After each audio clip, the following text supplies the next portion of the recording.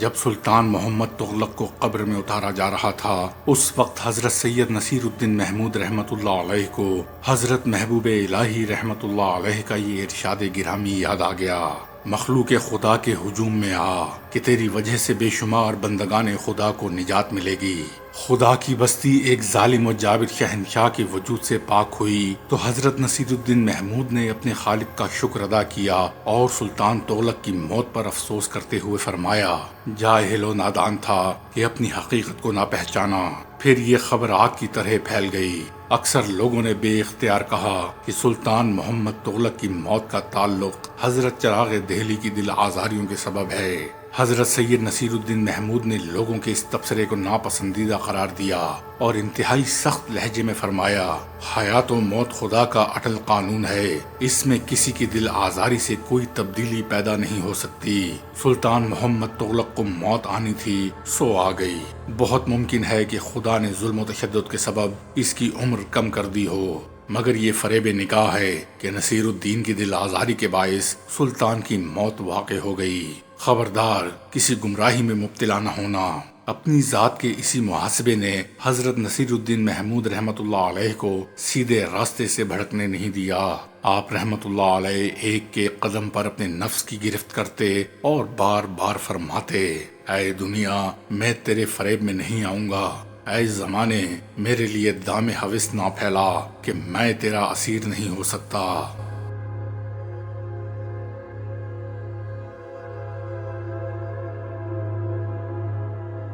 تاریخی حقائق کی روشنی میں حکومت کے لیے ایک باغی سردار طغا نے سلطان محمد تغلق کو بہت پریشان کیا۔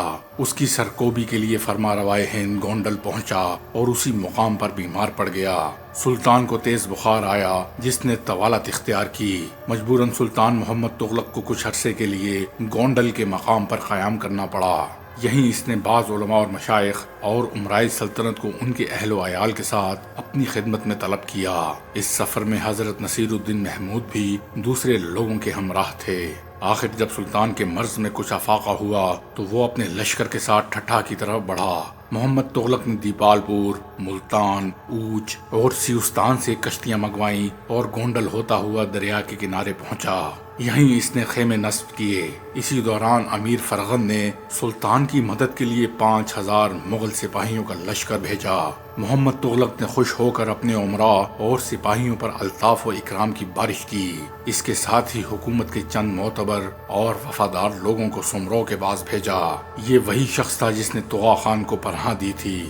ابھی سلطان نے 35 کوس کا فاصلہ طے کیا تھا کہ عاشورے کا دن آ گیا۔ بادشاہ کا معمول تھا کہ وہ ہر سال اس تاریخ کو روزہ رکھتا تھا۔ کمزوری اور نقاہت کے باوجود محمد تغلق نے روزہ رکھنے کی رسم ترک نہیں کی۔ افطار سے پہلے اس نے خدمتگاروں کو حکم دیا کہ تازہ مچھلی تیار کی جائے۔ شاہی طبیب بھی اس بات سے بے خبر تھے کہ ایسی فضا میں بادشاہ کے لیے مچھلی کھانا انتہائی مضر ہے۔ جب افطار کا وقت آیا تو سلطان محمد تغلق نے خوب سیر ہو کر مچھلی کھائی۔ بدقسمتی سے یہ دریائی غذا اسے راس نہ آئی۔ مچھلی کھانے کی کچھ دیر بعد ہی بخار کا پرانا مرض پھر لوٹ آیا۔ محمد تغلق نے وہ رات بڑی بے چینی میں بسر کی۔ بخار کی شدت سے اس کا جسم جل رہا تھا۔ صبح ہوتے ہی سلطان نے دوبارہ سفر کا آغاز کیا۔ اس موقع پر شاہی طبیب بہت زیادہ پریشان نظر آ رہے تھے۔ ان لوگوں نے ڈرتے ڈرتے بادشاہ کو مشورہ دیا کہ اس حالت میں یہ سفر انتہائی خطرناک شکل اختیار کر سکتا ہے، مگر سلطان محمد تغلق نے اپنی ضد اور سرکش طبیعت کی وجہ سے شاہی طبیبوں کی رائے کو جھٹلا دیا۔ یہ اس کا مزاج تھا کہ جب وہ کسی کام کا فیصلہ کر لیتا تھا تو پوری مستعدی اور گرم جوشی کے ساتھ اس پر قائم رہتا۔ شاید عام حالات میں سلطان اپنے مشیروں کی بات مان لیتا، مگر اس وقت سیاسی فضا سازگار نہیں تھی۔ وہ جلد از جلد سردار طغا کی شورشوں سے نجات حاصل کرنا چاہتا تھا۔ اسی کے باعث سلطان محمد تغلق نے اپنا سفر جاری رکھا۔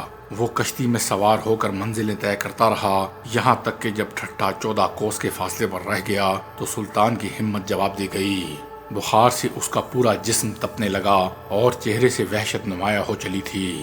مجبوراً سلطان ٹھہر گیا۔ شاہی طبیبوں نے بہت کوشش کی لیکن بخار کی شدت میں مسلسل اضافہ ہوتا رہا اور پھر 21 محرم 752 عیسوی کو سلطان غیاث الدین تغلق کا وارث انتہائی نامرادی کے عالم میں دنیا سے رخصت ہو گیا۔ جب سلطان محمد تغلق کی میت کو قبر میں اتارا جا رہا تھا، اس وقت کچھ لوگوں نے حضرت سید نصیر الدین محمود سے عرض کیا، شیخ یہ بادشاہ آپ کو اس قدر تکلیفیں کیوں دیا کرتا تھا؟ جواب میں حضرت چراغ دہلی نے فرمایا، میرے اور اللہ تعالیٰ کے درمیان ایک معاملہ تھا، اور اسی معاملے کی بنیاد پر محمد تغلق کو دنیا سے اٹھا لیا گیا۔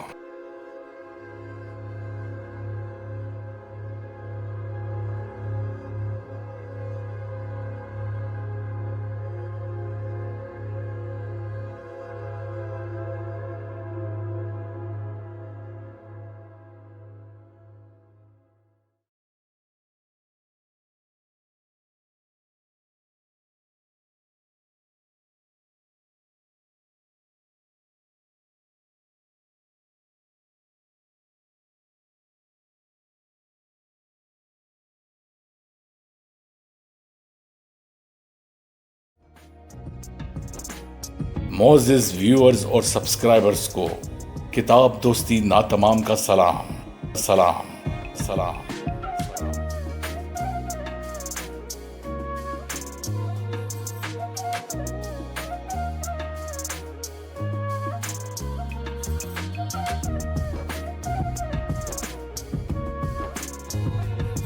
آپ سے گزارش ہے، برائے مہربانی میرے دوسرے چینل ورلڈز انفارمیشن انسائکلوپیڈیا کو سبسکرائب کیجئے، جس کا لنک ڈسکرپشن میں موجود ہے۔